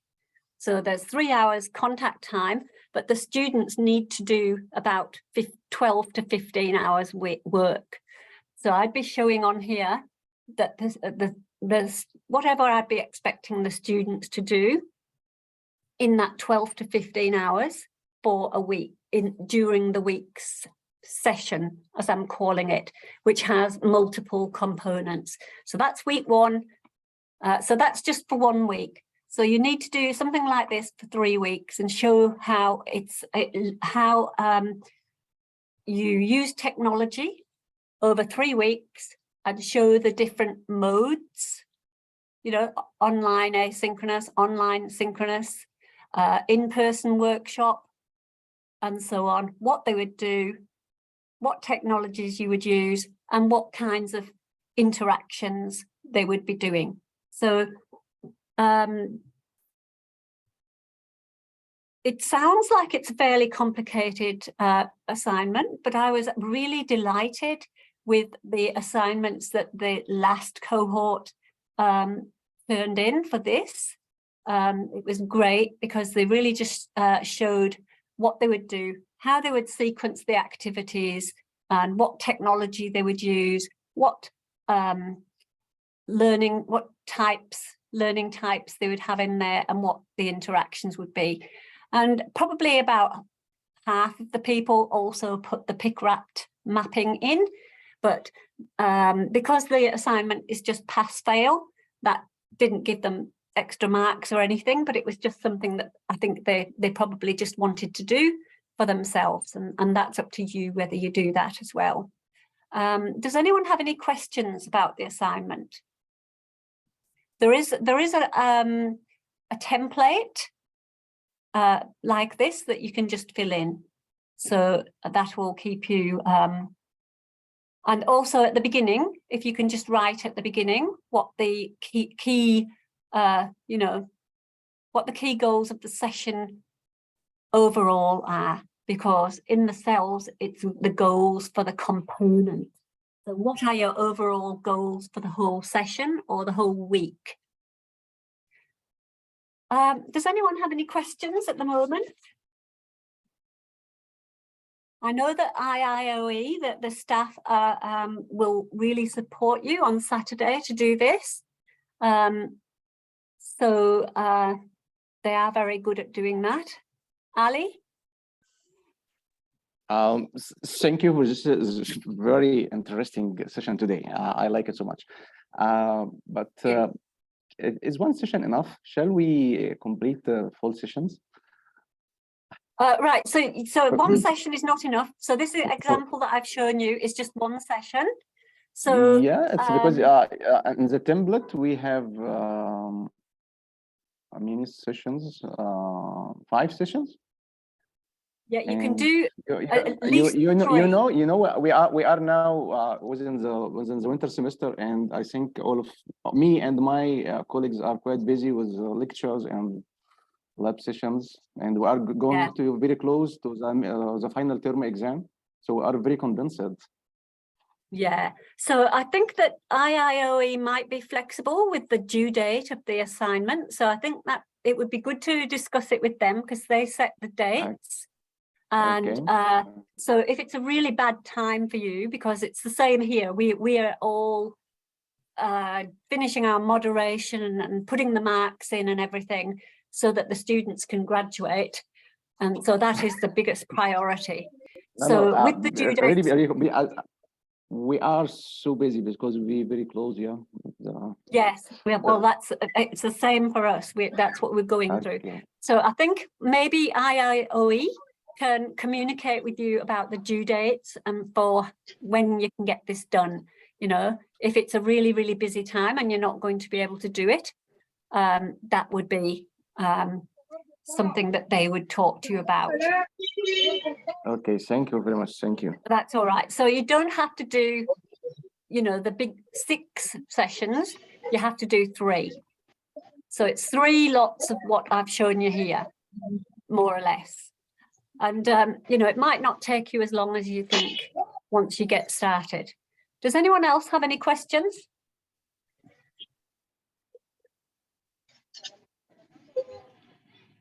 Thank you. No, all right. So thank yes, you, Dr. Grace.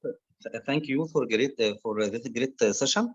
And I want to tell my colleagues that during the support session at Saturday, we'll discuss this issue. And I think Dr. Grace assigned three modules only instead of 6. I think it is fair enough. For round 1, we assigned 4, not 3. I think you assigned 3 in round 2. Thank you. Yes. And in the supporting session of Saturday, the plan of this session is uploaded on the LMS and also will be uploaded in our group on WhatsApp. Thank you, Dr. Grace, again, and thank you, my colleagues. That's okay. And I've had a question from Professor Dinah, and she asked if this example can be shared. And yes, it's in LMS already, so you can have a look at it.